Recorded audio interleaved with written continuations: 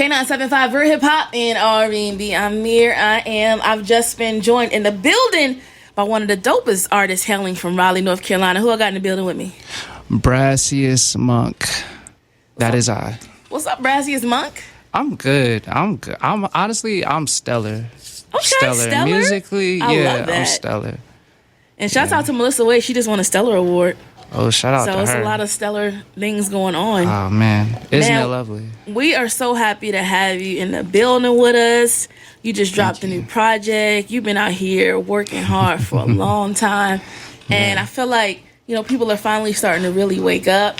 I love how you always have the dope merch and all the cool things. So let's go ahead and introduce the K97.5 audience to BrassiousMonk. So from Raleigh? Yes, I'm from Raleigh. I was born in Gardena, California. Okay. My mother is from Brooklyn, New York. She moved to Cali, met my dad. They had me. My mom moved back to New York. I have two older brothers, and then we moved here and like settled here. Okay. So from birth till the age of 5, I had seen Cali, New York, Spain for 2 months, and then North Carolina. Wow. And then I've been here. So I'm from here, but like my mind was shaped weirdly at an early age. So like I've been here. I've been in Raleigh, Wake County Public Schools for a long time. Yeah. But that's a nice little mix. I mean, Cali, a New York mom, a Cali dad. Yeah. And then you a mixture, like that's pretty cool. Yeah. That automatically I feel like makes you cool. If your mom is from New York and your dad, like I feel like that's a cool mix, and I can kind of see it now. Like thank you. And you know, in the way that you carry yourself and your style and everything. My dad's a huge George Clinton fan. I just wanted a fun fact. Really? Yeah. Wow. Yeah. Okay. Yeah. Well, yeah. I mean, so it would make sense for him to have a son that makes eclectic worldwide music. Yeah. So the music, when did that journey start for you?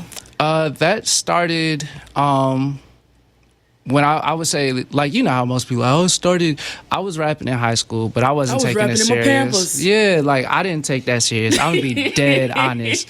I was not taking that serious. Like recorded a couple tracks, but like that was not the plan at all. Honestly, I feel like I was like most black boys. Like I tried basketball, didn't get tall enough to make that. I tried rap, didn't really fit me at the time. I tried a bunch of different things, and I settled on art.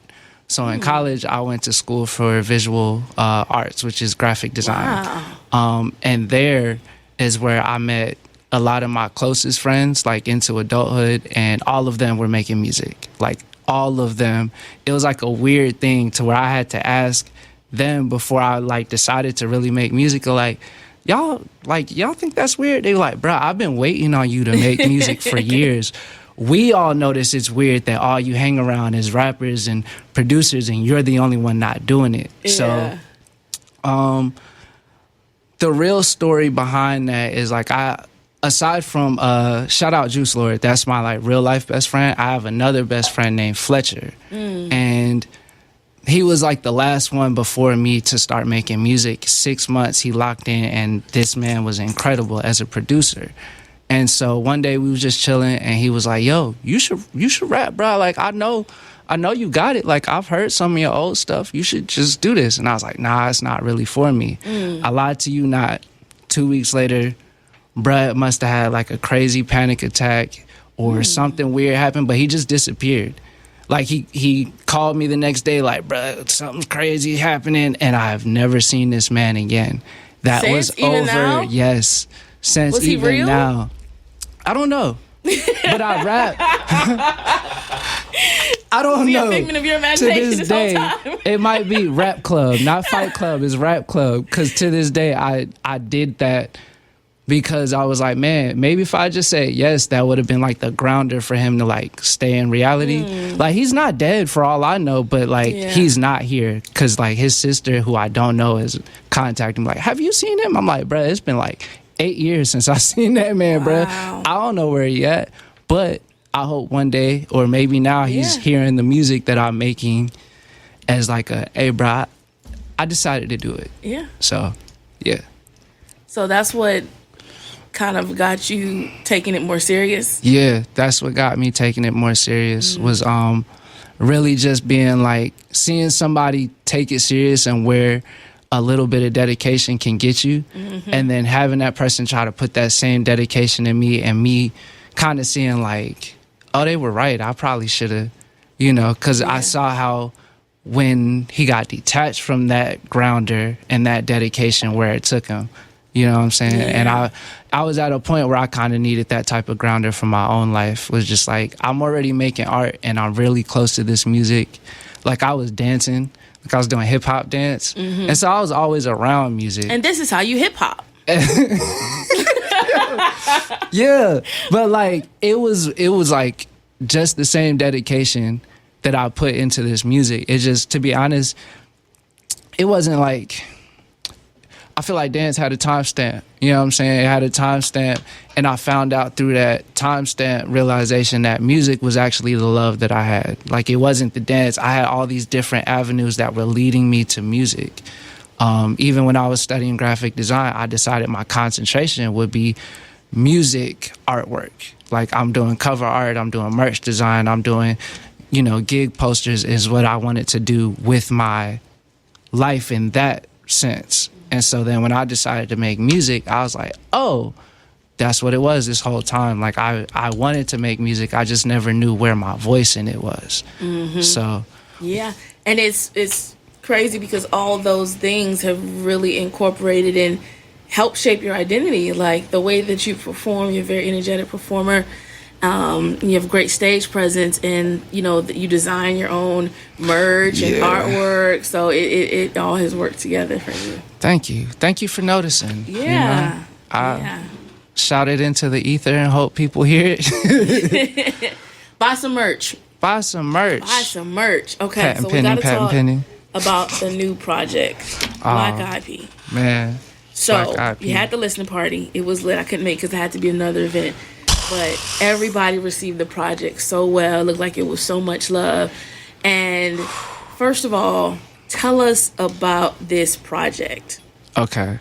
So blackeyedP is like I'm gonna do the other rapper trope. It's got a bunch of meanings. So it really does though. So blackeyedP is just a metaphor for being a person who's gone through life, and it might have left you a little traumatized, a little bit more grit on you. You know what I'm saying? So I have a friend who got another saying from a friend, and I'm a censor because we on the radio, we doing an interview. I don't want to say, but players sometimes, players mess up sometimes. And so in that sense of like, players mess up sometimes, that means like you made the decision, you made the mistake that got you where you at. And sometimes in life we got to be honest with yourself of like, you made that decision that led you to feel like, oh, life got me messed up. Like, bruh, you don't have enough money to pay your bills because you was out at the club last night. Facts. Oh, you lost that girl because you weren't focused on your relationship. You know what I'm saying? Your car got repossessed because, nigga, you bought too many clothes. Sorry for the N-word right there, but, I was just being real. So that's what blackeyedP was about. Other things around being a blackeyedP is just the title track has the chorus, "Where's the love, baby? Where's the love?"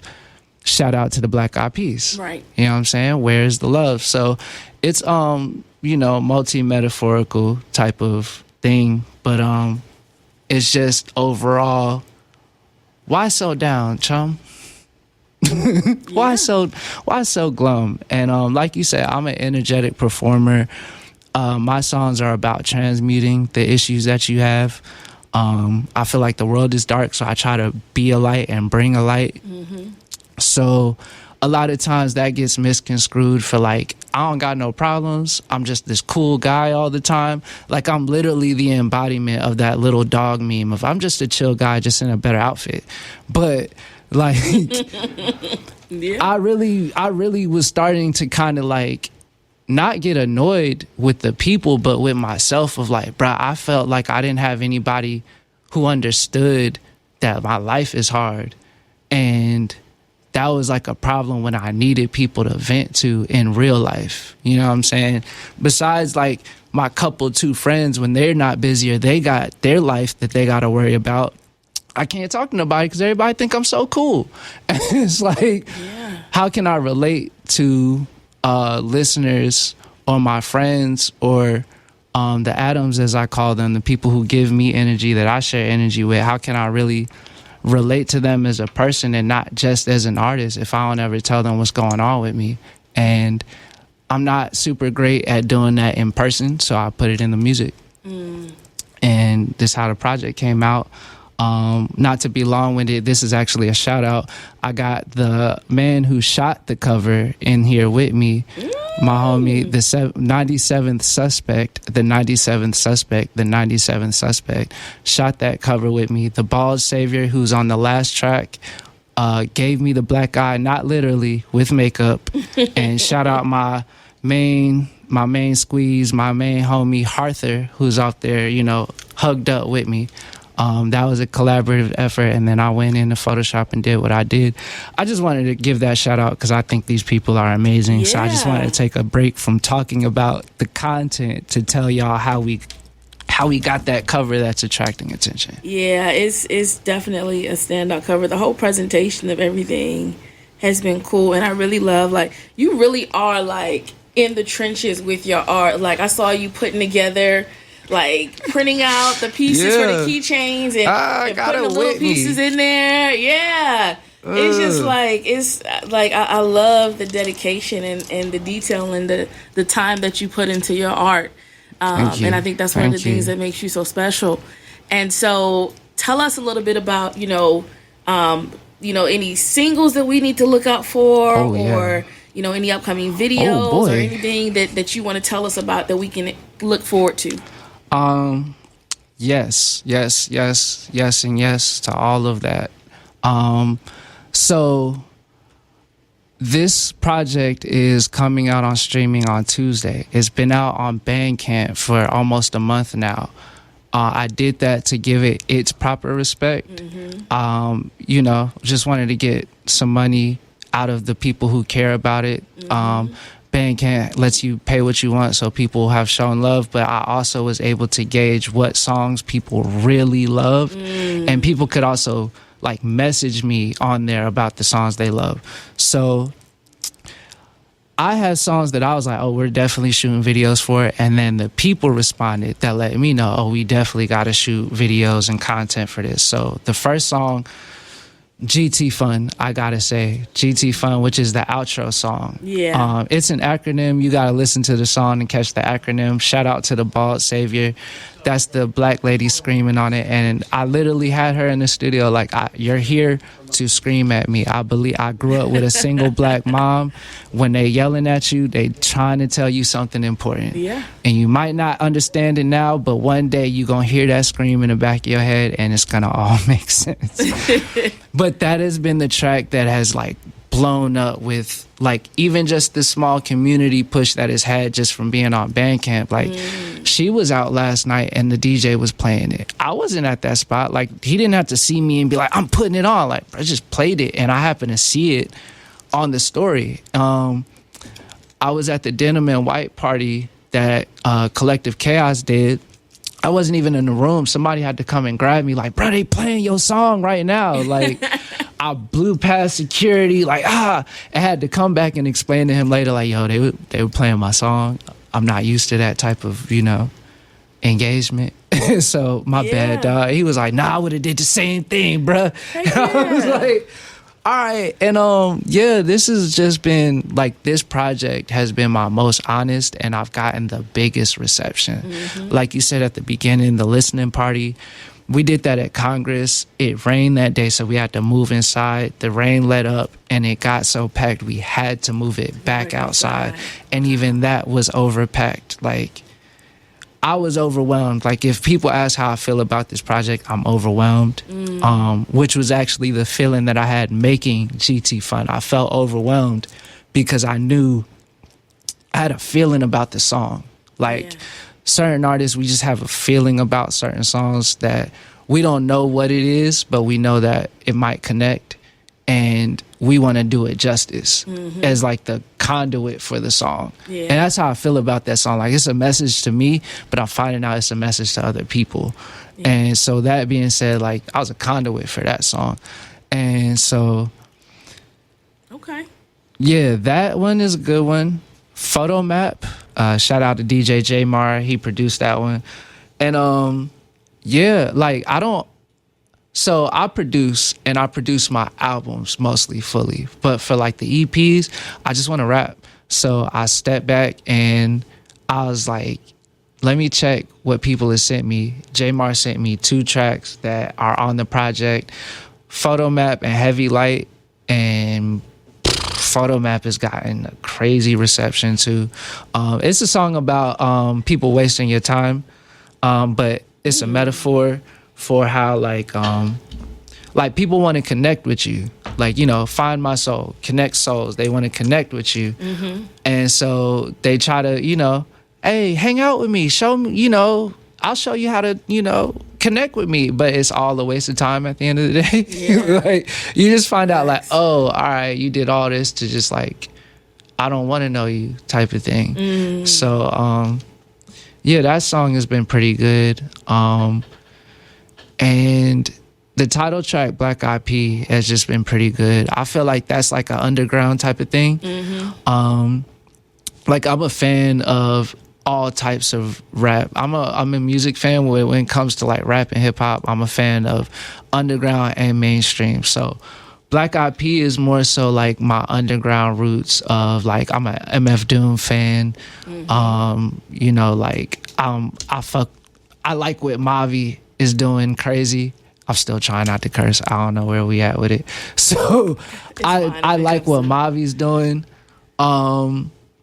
And so the homie Michael White, he produced a song for me back on my album Working Keeper. He produced Black Eyed P. I was just in the studio with him, and I just always know when I hear a beat that I'm like, yeah, I want that one. Like, I could produce this whole thing, but that one beat, I need that one. So that was another one of those. And I've heard that song is ethereal. When people say a song is ethereal, you got to give them something to see. So yeah, those 3 songs are probably going to get videos. Everything else is probably just going to get like reels or content, but those 3 songs will get videos. Correction, I have another song called Centipede with Juice Lord and Cardigan. That one's getting a video because I had people in the studio with me, and I never do that, and everybody was like really rocking with the song. So like, just out of love for like the energy, let's do a video. Why not? Yeah, hell yeah, I love it. I'm super excited about everything that you've got lined up and all these upcoming videos. If you happen to see Brash drop a flyer for a show, you need to go to it. Expansion pack. You know what I mean? And even no matter what mood you in, like, you gonna leave different, feeling different. So real quick, let's play a game just so that, you know, the listeners and your new fans can get to know you a little bit more. Okay. It's called Fave Talk. So I'll list off a thing and you have to let me know what your favorite thing of that is. All right? So we're going to start with wrestler. Favorite wrestler. Oh, man. Ooh, that would have been tough because my favorite wrestler just died, but I found out he was racist, so not him. Oh, yeah. I'm going to go with Macho Man Randy Savage. Macho Man Randy Savage. Or Sting. Ooh, okay. Yeah. The OGs. Yeah, like I miss the golden era because of the flamboyantness of it. Was just, it was out of control. Like wrestlers aren't, like, they're still personalities, but just the, like, we know this is a character of it all is just kind of missing. Who was the one that used to wear like all the furs? Was it Ric Flair? Ric Flair. Yeah. Woo! Ric Flair. The Nature Boy. Yeah. The Nature Boy. Yeah. And like, it might not be fake, but y'all are. Who was the pretty boy? Heart? Something Heart?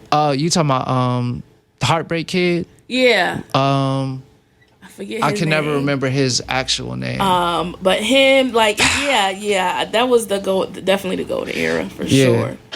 But you know. Favorite anime character or cartoon character? Favorite anime character is that's a toss up because I've been getting into my manga lately. But I'm gonna go with I really like Ichigo from Bleach. Okay. I really like Zoro from One Piece. Like I really like everybody's got their character, but Zoro is like that's a man's man, and he's a samurai. I like samurai, and like bro will literally die over his pride, and it's like you have to respect it. It's not like that's stupid. It's like bro, he got morals and a code. Yeah. And like a lot of people in the real world don't. Yeah. So it's facts. He's one of my favorites. And then I'm gonna have to go with Shin-chan. Shin-chan. He's an anime character. He's just like I think he's like a 6-year-old boy in kindergarten, but like bruh he tells his truth, bruh. Yeah. He tells his truth. Whether you like it, you don't. He tells his truth. Okay. Favorite video game? Kingdom Hearts, the whole series. Kingdom Hearts series. From they got like 7 games. I own all of them. Yeah. That's the first time I've heard that. Yeah, Kingdom Hearts 2 was my favorite, and then the Legend of Zelda series. Ooh, okay. Zelda. Yes. Absolutely. What about your favorite NFL team or player or player? I don't got none of those. What about NBA?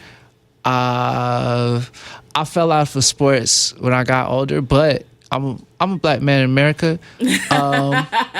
R.I.P. to Kobe. R.I.P. to Kobe. R.I.P. to Kobe. Kobe, and yes. shouts out to LeBron James. Kobe was just, for me, being born in L.A., you got to pick Kobe. Like, my dad instilled 3 things in me. My grandma as well. My grandma was like faithful. She retired like early, so like every Lakers game, she was in front of her TV with a tall boy and full Lakers gear, like a thing. I love that. 3 things: Tupac, Funkadelic, Lakers. I feel like Boom. That's a pretty good foundation. So LA, my grandma is literally buried across the street from the Coliseum. So she was technically at the pop out. I just wanted to say that. Okay. Like legit. So Kobe was definitely one, but like his attitude, like bruh, he, there's a lot of people that can be quote unquote jerks, and you have to respect it. He was one of those people. And LeBron is just a pillar of the culture. Like, he's just a pillar of the culture. So those 2 people are just, I think those are good choices. What about your favorite thing to spend money on? Favorite what? Favorite thing to spend money on? These hoes? Nah. Although I will say, with a girlfriend, I'll be like, no, like, you want that? Pick it up. But my favorite things are literally sneakers and experiences. So I have to dig deeper. Favorite sneaker? My favorite sneaker is the Nike SE Trainer 2. I have it. It's like a cross trainer shoe, and I wound up buying my first pair as a pair of SBs, and I just was like, okay, like not all of them are built like the SB because it's like got different padding and stuff, but that sneaker model was like, it had everything that I wanted. It's got a strap on it, but it's not an obnoxious strap. Like, it's down at the bottom of the shoelaces. It's got 3M reflective on it. Bruh, I could go on. It's funny, like, I didn't know you were like a sneakerhead, but now, like, as I envision and I think about your outfits, I'm like, you be wearing some dope sneakers. I'm just not like a hype beast sneakerhead. Like, I'm a true sneakerhead. If I like the shoe, I buy it. It doesn't have to be on someone's grailed list. It doesn't have to be like clickbait. This is about what you wear on your feet at the end of the day, not what someone compliments you on. Yeah. So I love that. What about your favorite 90s sitcom? Favorite? So my mom was legit one of those people. So I'm gonna give, cause we're at K97.5, I'm gonna be that guy. I'm gonna give my white one and my black one. Okay, come on. So first we'll start with the white one because we got to end on the, you know what I'm saying, on my peoples. My first white one. Everyone who really knows me, like knows not just Brass, but my first name, Seinfeld. Seinfeld. There's a reason why TV Guide gave it greatest sitcom of all time at a certain point. And the fact that you know that, I didn't know that. I have a like Seinfeld puffer jacket. Like I bought that intentionally. Yeah, like it. You know how they say The Simpsons was the blueprint for a lot of things? When you really sit down and watch Seinfeld, it's a blueprint for a lot of things. Very much so. Larry David and Jerry Seinfeld were like really TV geniuses for what they did. Now black sitcom, you said 90s, so I'm gonna have to go with, I'm gonna be honest, as a grown man now, Living Single. Yes. Yeah. I've been on a binge for Living Single the last 2 weeks. And they have a new podcast. I noticed. And it's so good. Like, oh man, bro, when they go, like, I love how some of our favorite people are accessible now because you get to find out how they felt making this stuff. And that's like, that podcast is like a tearjerker. I didn't even know it was going to be like that. It's so good. Yeah. And just seeing like the behind the scenes and everything, that the thought that went into it. And it's just aged so well. Like some of the stuff is just like, eh. Yeah, because people will say Fresh Prince or Martin, and it's like, I love those, but Living Single is like, bro, I feel those people. Like, I feel those people. And that's like a real group of friends. Yeah. Like a real, like Martin was kind of like Martin's friends and their circumference. You know what I'm saying? Gina had one friend. Right. And then Martin's crew. Yeah. And this was like everybody had a job and then they all come home to Queen Latifah and you know, it wasn't just like her crib. It was like her and her best friends. Like it was the crew crib. And I've lived that life of like everybody meets up at here. So like now when I look back at it, I was like, that was my favorite. And my mom put me onto that. Yeah. Yeah. Single is definitely one of one. What's your favorite song of yours? Like if you hadn't made it and you heard it and you was like, yo, this song. This man is cooking. I think it changed recently because I used to be like, yo, I have a song because I like rap. So I have a song called The Perch. It's a 2-part track called The Dance, The Perch. And the perch part of it, I don't usually like pop my junk like as a rapper where I feel like I'm like, nah, I need rap genius for this one. That was one of those. So it was The Perch. And on like a lighter note, it was Idolize. Because I felt like that was one of my most honest songs. Just being honest, I talked about suicide on that song. So any song where I'm doing something like that is going to be my honest, like my favorite. Because it's like, all right, bro, you're really writing a song when you're really telling your hard truths. You know what I'm saying? Not like other songs can't be that, but like as an artist, how are you connecting? When you connect with something that raw, like I wasn't sure was I gonna say that. So Idolize was one of my favorites, but GT Fun is like, it's coming for his neck. Like when I made that song, I left the studio and I was like, yo, bruh, what did you just do? Yeah. And I play it to myself of like, man, you really like you did that. So that's currently my favorite. It's currently my favorite. Last two. Favorite performance you've ever seen live or experienced live? I know you've been to I have two. All right, so I realized this about myself. I went and did my birth charts, and I know myself. I'm a man of duality. I like two things. So I'm going to start with, I'm an Aries, but I'm a Puss Aries. I'm a cusp baby, so I'm a Pisces Aries. And then I'm also, I got Gemini in my charts. And people are like, oh, that makes sense. And I'm like, yeah. I've been described as a Sour Patch Kid. So. Okay. That seems about right. Erykah Badu. I've seen her twice now. I messed up. During Hopscotch when she came out here, it was her or Young Thug, and I picked Thug. No disrespect to Thug, but I made the wrong decision. But it was because she was late. her plane, like she missed the plane, so she was late. So Yeah. I had to choose. Right. And I was like, bruh, Thug on like a run right now. Like Yeah. Erica is Erica. I could see her and it'll be God level whenever, but Thug on a run.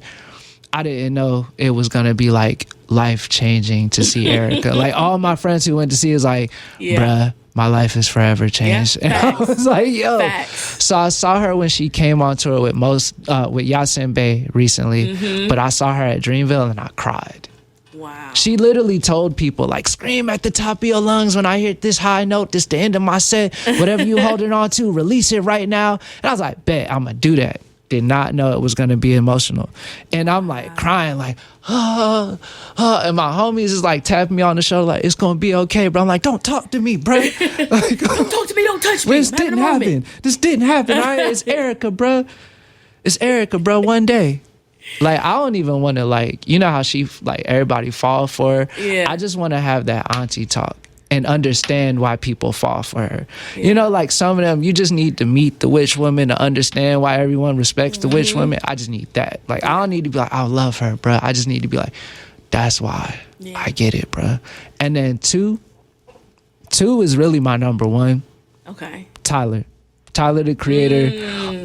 Yes. I saw him for Chromacopia in Charlotte. That was a birthday present for me. But last year? No, March this year. March, okay. But before that, I had seen him before. But Call Me If You Get Lost changed how, like, I go to concerts as a fan, but I go as like work study. Like, these people are at the top of their game. Yeah. They have Grammys, they have arena tours, not a little stage, an arena tour. What are they doing? I need to see that. And bruh had 2 stages. He had a yacht that went in between the fans to get to stage 2. That was just a field. He just danced around in the field performing. Yeah, so the first stage, Call Me If You Get Lost, he comes out of the bottom of the stage in an old school Rolls Royce with the driver. And he's rapping out the sunroof or the window, something like that. And then in the background is like this old French hotel, like what is installation? Like, it's not fake. He literally can go up the stairs and all that. Yeah, comes back down, gets on the yacht and goes to the field. Gets back on the yacht, comes back through the crowd, and finishes out the set like in the hotel. And I was like, bro, I need more money. I need more funding. I need more backers. I need better for myself, from myself, because I'm not thinking big enough. Think bigger. Yeah. Think bigger. Because this is where it could go. Think bigger. Yes. Yeah. So those 2 are my favorite. He's a genius in so many ways, like, and the way his mind is and the execution behind it. Yeah. I'm a fellow child of Pharrell. So, like, when I look at what he does, I look at it as in like family type of mentality of like, I'm not on that level yet, but I understand the brain work. Like, I understand why this is this, or why it sounds like this, why it looks like this, why you're trying to do these things. And so, yeah. Yeah. Wow. Yeah, though you picked some pretty good choices. I do have to say. Hey, man. You know, okay, this is taste. The last one. Who is your favorite artist of all time that you feel like, not just your favorite, but who you also feel like has inspired you? Pharrell Williams. Like, hands down. That's in my EPK. Like, wow. If you, my EPK says if you mix Pharrell Williams, Yasin Bey, and Flying Lotus together, and then let Dave Chappelle raise that baby, you get me. So Pharrell Williams, like, I feel like Quincy Jones is probably like, people be like, Quincy Jones, Stevie Wonder, greatest musicians of all time. They shaped music. I feel like without Pharrell, we wouldn't have an idea of what that even is for like future generations, because not everybody's going to do their research to find out what Stevie Wonder and Quincy Jones did. But Pharrell's in an era of revamp to where people can look back and see what he did and then see who he was inspired by and be like, oh, he was inspired by those people. And so he's that branch that we have now to where he's in his 50s and he just produced like the #1 album in the country. Yeah. So he's absolutely an extension of their greatness. And I mean, he's been doing it so long. He's got like eras. even but like it's some records that I just found out that I'm like, he did Rump Shaker? Like, whoa, wait a minute. Rump like, Shaker was like his first I'm here thing. And I'm like, bro, what? I went back because I found that out and was like, yo, this man already knew who he was gonna be. Right. Like, he's who he thinks he is. Yeah. Yeah. So that's my #1, because musically he did so much, and with music it has a way of permeating into culture, and nobody's done this like he has. Like nobody. And I feel like first of all, a collaboration between y'all is going to happen. Thank you. I think so too. I see that, and it's gonna be crazy. Thank you. I didn't used to think that, honestly, until this project dropped. Then I felt like, oh yeah, it's gonna happen. Yeah, it's definitely gonna happen. I think that the stars are gonna align, and you never know how or when things are gonna happen, but I definitely foresee that for you. And Thank you. Even with like some collaborations, how he designs and he has ideas and things like that. Like I can see you making your own shoe and having your own sneaker line and all those things. So, you just have such a good creative eye. And Thank you. So yeah, you're definitely gonna be one of those, and you are. But more people are gonna realize it, that you're one of those artists that can just weave in and out of so many different spaces, performing, producing, creating. Don't make me cry, bro. And all the things. So I'm just giving you flowers. I'm being so serious. Like, because I just feel like you have really, I feel like, proven yourself and done so many cool things, and I feel like it's time for people to like recognize that. Yeah. And so and I feel like this project is really gonna bring you out in a lot of different ways for people to be able to start to realize that and open doors. So I'm excited for you and everything that you have done and everything that you have coming up. Thank you. Man, I have been working for a minute. I'm 13 years deep in this. But like I say 13 because, some people are like, oh, I've been like doing this for a year. I've been doing this 5. I've been doing it 13 from ground up. I mean, like learning how to make beats ground up.